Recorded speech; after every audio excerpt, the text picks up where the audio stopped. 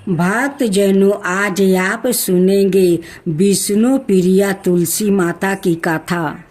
पद्म शिव स्कंदे और श्री मद देवी भगवते आदि पुराणों के अनुसार तुलसी का जन्म दक्ष सवर्णी मुनि का वंशज धर्मध्वज के यहाँ शुभ दिन योग करण लगन और ग्रह में कार्तिक पूर्णिमा को हुआ था। वो अपूर्ण सुंदरी थी। अल्पावस्था में ही तुलसी बद्री वन में जाकर भगवान नारायण को पति रूप में प्राप्ति करने के लिए तपस्या करने लगी। दीर्घकालीन तपस्या के उपरांत ब्रह्मा जी ने उसे दर्शन दिया। मन चाहा वर मांगने को कहा। तुलसी ने निवेदन किया कि पीताम्बा, यापी आप स्वर्ग है, तथापि मैं अपने मन की अभिलाषा आपसे कहती हूँ। पूर्ण जन्म में मैं गोपी थी।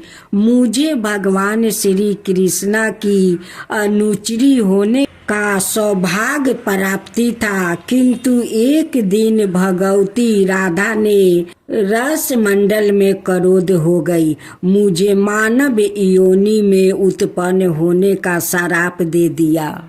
उसी कारण से अब मैं इस भूमि मंडल पर उत्पन्न हुई हूँ। सुंदर विग्रह वाले भगवान नारायण उस समय मेरे पति थे। उन्हीं को मैं अब भी पति रूप में प्राप्ति करना चाहती हूँ। ब्रह्मा जी ने बताया कि सुदामा नाम का गोप जो नारायण का पार्षद था, श्री राधिका जी के श्राप से भूमि मंडल में उत्पन्न हुआ है और वो इस समय शंखचूड़ नाम से प्रसिद्ध है। वो भगवान श्री कृष्णा का ही अंश है। जो तुम्हारा प्रथम पति होगा, तत्पश्चात भगवान नारायण तुम्हें पत्नी रूप में स्वीकार करेंगे। दैत्य कुल में उत्पन्न शंखचूड़ महान योगी था। एक बार वो बद्री वन में आया। उसे जयगिसबी मुनि की कृपा से भगवान श्री कृष्णा का मनोहर मंत्र प्राप्ति था। ब्रह्मा जी ने भी मन पसंद वर देकर यहाँ आने की आज्ञा दिया। संज्ञा बस तुलसी की दृष्टि उस पर पड़ गई। दोनों परस्पर वार्तालाप में संघन हुआ था कि ब्रह्मा जी ने प्रकट होकर दोनों को दाम्पत्य सूत्र में बांधने का आदेश दे दिया। शंखचूड़ तुलसी से गंधर्व विवाह कर लिया। उसे अपने भवन में ले गया और आनंद पूर्वक रहने लगा। अपनी धर्म पत्नी परम सुंदरी तुलसी के साथ शंखचूड़ ने शीघ्र काल तक राज्य किया।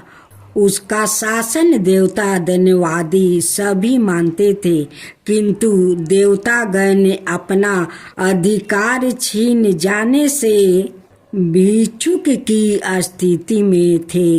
वो ब्रह्मा और शंकर को आगे कर श्री हरि के पवन धाम वैकुंठ गया और उनकी स्तुति कर विनयशील होकर भगवान श्री हरि से सारी परिस्थिति बताई। सबर गया भगवान श्री हरि ने देवताओं को शंखचूड़ के जन्म का अद्भुत रहस्य बताया और कहा कि महान तेजस्वी शंखचूड़ पूर्व जन्म में मेरे ही अंश एक गोप था।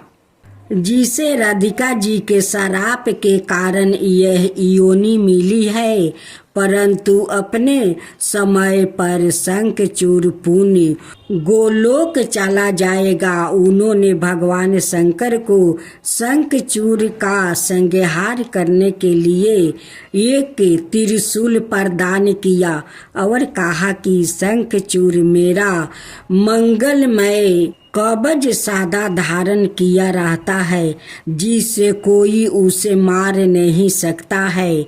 अत मैं सवाए ही ब्रह्मा भेष में उसे कवच के लिए याचना करूँगा, तब आपके द्वार इस त्रिशूल के प्रहार से उसी समय उसकी मृत्यु हो जाएगी और तुलसी भी ये शरीर को त्याग कर पुनः मेरी पत्नी बन जाएगी।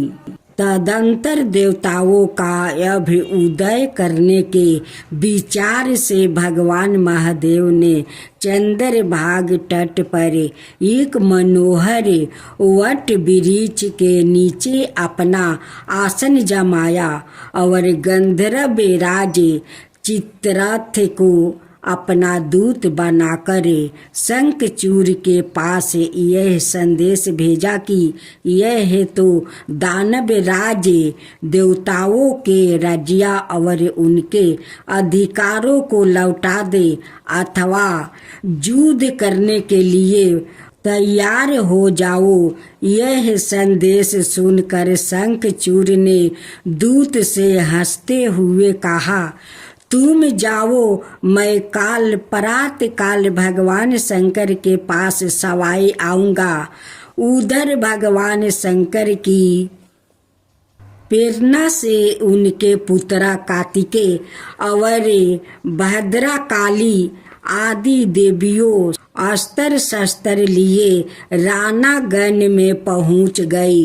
उधर दूत के चले जाने पर शंखचूड़ ने अंतपुर में जाकर तुलसी से युद्ध संबंधी बातें बताई, जिन्हें सुनते ही उनके ओठ और तालू सूख गया।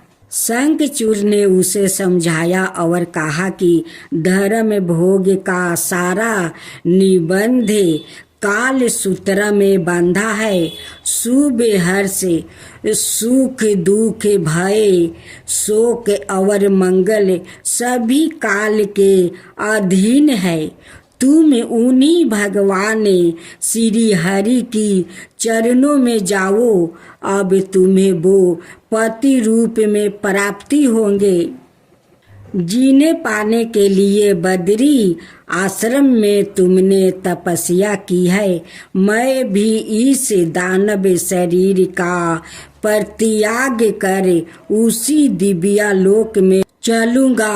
अत शोक करने की कोई आवश्यकता नहीं है। तुलसी कुछ अस्वस्थ हुई और शंखचूड़ ने ब्रह्म मुहूर्त में साया को त्याग कर और नित्य कर्मों को संपादित किया। तदंतर उसने एक महारथी को सेनापति पद पर नियुक्त किया। फिर वो मन ही मन भगवान श्री कृष्णा का स्मरण करते हुए उत्तम रत्नों से बने विमान पर सवार होकर चला। पुष्पा भरदा नदी के तट पर सुंदर अक्षय वट के नीचे उसने भगवान शंकर को देखा। वो योगासन मुर्दा लगाकर हाथों में त्रिशूल और पटीस धारण किए बैठे थे। दानव राज उन्हें देखकर विमान से उतर पड़ा और सबके साथ भगवान शंकर को उसने सिर झुकाकर भक्ति पूर्वक प्रणाम किया। शंकर जी के बाएं भाग में वरदा काली विराजमान थी और सामने स्वामी कार्तिकेय थे। तीनों ने शंखचूड़ को आशीर्वाद दिया। फिर शंखचूड़ ने भगवान शंकर से कहा कि आपको देवताओं का पक्ष लेना उचित नहीं है।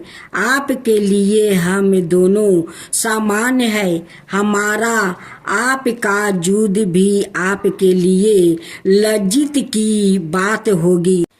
हम विजय होंगे तो हमारी कीर्ति अधिक फैल जाएगी और पराजित होने पर हमारी कीर्ति में बहुत थोड़ा ही धाबा लागेगा। शंखचूड़ की बात सुनकर भगवान त्रिलोचन हंसने लगे और उससे बोले कि यह तो तुम देवताओं का राज्य लौटा दो अथवा मेरे साथ लड़ने को तैयार हो जाओ। इसमें लज्जित की कोई बात नहीं है।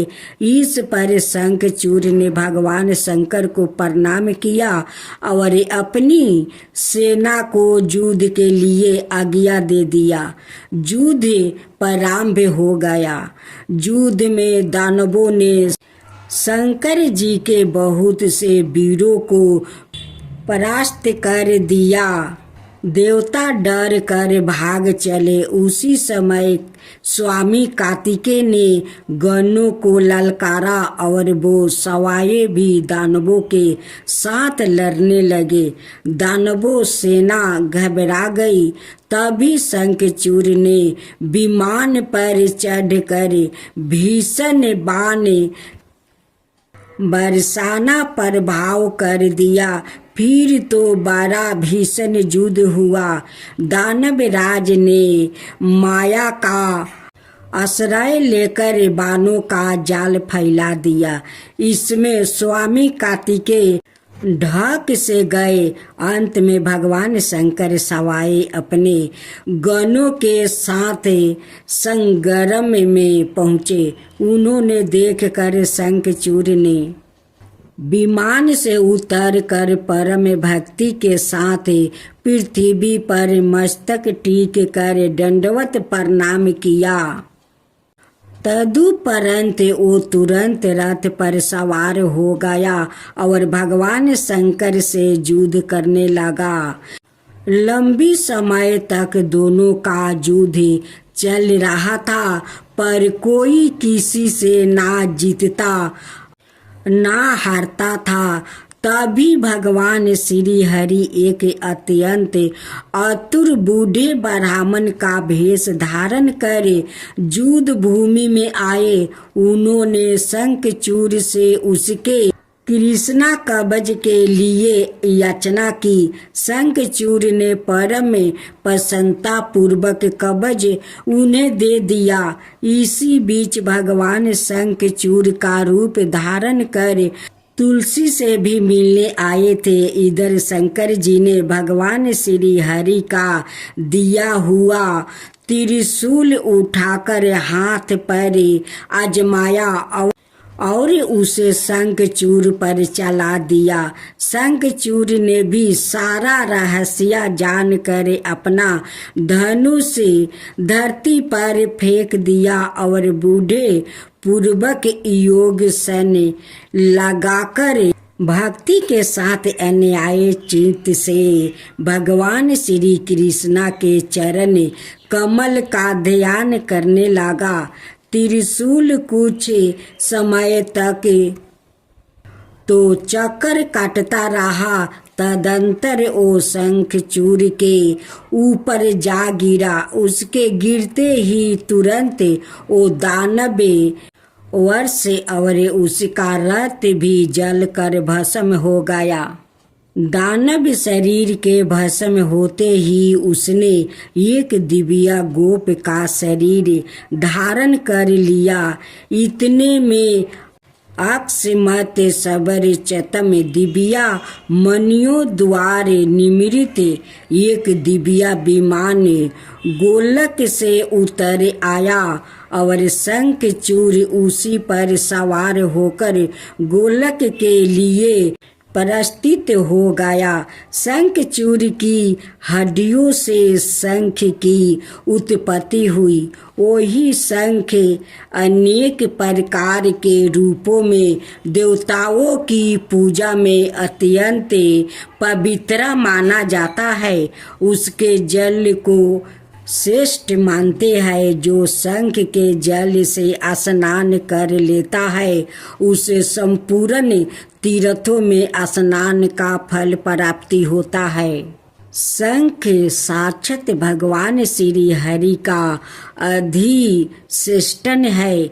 जहाँ शंख रहता है अथवा शंख ध्वनि होती है वहाँ भगवान श्री हरि भगवती लक्ष्मी सहित सदा निवास करते हैं और अमंगल दूर से ही भाग जाता है।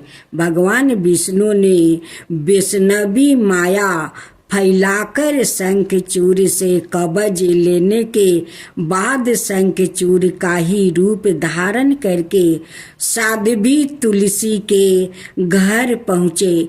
तुलसी ने जब जान लिया कि यह शंखचूड़ रूप में कोई अन्याय है तब तुलसी ने पूछा कि मायेश बताओ तुम कौन हो। तुमने कपट पूर्वक मेरा सती वार्ता नष्ट कर दिया है, अत मैं तुम्हें श्राप दूंगी। तुलसी के वचन सुनकर श्राप के भय से भगवान श्री हरि ने लीला पूर्वक अपना सुंदर मनोहर स्वरूप प्रकट कर दिया। देवी तुलसी ने अपने सामने उन सनातन प्रभु देव ईश्वर श्री हरि को विराजमान देखा। भगवान श्री हरि ने कहा, भद्रा तुम मेरे लिए बद्री वन में रह कर बहुत तपस्या कर चुकी हो।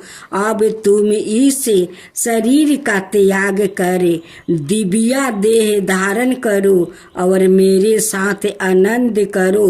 लक्ष्मी के समान तुम्हें सदा मेरे साथ रहना चाहिए। तुम्हारा यह शरीर गंड नदी के रूप में प्रसिद्ध होगा, जो मनुष्य को उत्तम पुण्य देने वाली बनेगी। तुम्हारा केश कलाप पवित्र वृक्ष होगा। तुलसी के नाम से ही उसकी प्रसिद्धि होगी। देव पूजा में आने वाले त्रिलोकी के जितने पत्र और पुष्पा है उन सब में वो प्रधान मानी जाएगी। तुलसी वृक्ष के नीचे के स्थान परम पवित्र होंगे। तुलसी से गिरे पत्ते प्राप्ति करने के लिए समस्त देवताओं के साथ मैं भी रहूँगा।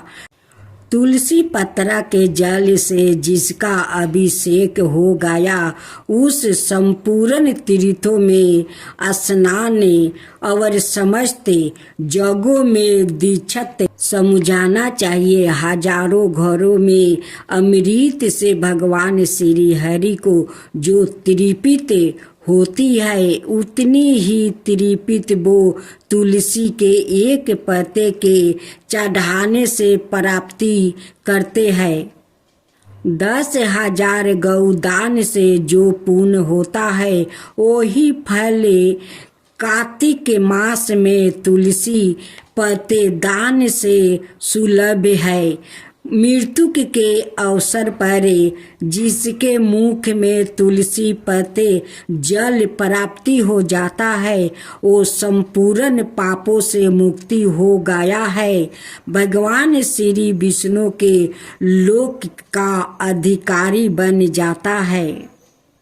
तुलसी काठ की माला को गले में धारण करने वाले पद पद पर अश्वमेध यज्ञ का फल का भागी होता है। तुलसी तुम्हारे श्राप को सत्य करने के लिए मैं पाषाण शालिग्राम में बनूंगा गंड नदी के तट पर मेरा वास होगा। इस प्रकार देवी तुलसी से कहकर भगवान श्री हरि मौन हो गया। देवी तुलसी अपने शरीर को त्याग कर दिव्य रूप से संपन्न हो भगवान श्री हरि के वक्ष स्थल पर लक्ष्मी की भांति शोभा पाने लगी। मालापति भगवान श्री हरि उसे साथ लेकर वैकुंठ धाम पर स्थान कर गए। लक्ष्मी, गंगा, सरस्वती और तुलसी यह चारों देवियों भगवान श्री हरि की पत्नियां हुई। तुलसी की देह से गंडकी नदी की उत्पत्ति हुई और भगवान श्री हरि भी उसी के तट पर मनुष्य के लिए पूर्ण पर्द शालिग्राम में पर्वत बन गए। देवी भागवत पुराण। जय जय तुलसी माता, जय जय तुलसी माता, सब जग की सुखदाता वरदाता। जय जय तुलसी माता, जय जय तुलसी माता। सब योग के ऊपर, सब रोग के ऊपर रुझ से रक्षा करके भाव तराता। जय तुलसी माता, रुझ से रक्षा करके भाव तराता। जय तुलसी माता। बाहु पुत्री है सयामा, सुरबली है गारामा। विष्णु प्रिया जो तुम के सेवे, सो नर तर जाता। जय जय जय तुलसी माता, जय जय जय तुलसी माता। हरि कैसे सभी राजते, त्रिभुवन से हो बनती थी। पतिति जनों की तारानी, तुम्हें हो भी खाता। जय जय तुलसी माता, जय जय तुलसी माता। लेकर जन्म बिजन में आई, दिव्य भवन में मानव लोगी तुम्हीं से सुख सनपति पाता। मानव लोग तुम्हीं से सुख सनपति पाता। जय जय तुलसी माता, जय जय तुलसी माता।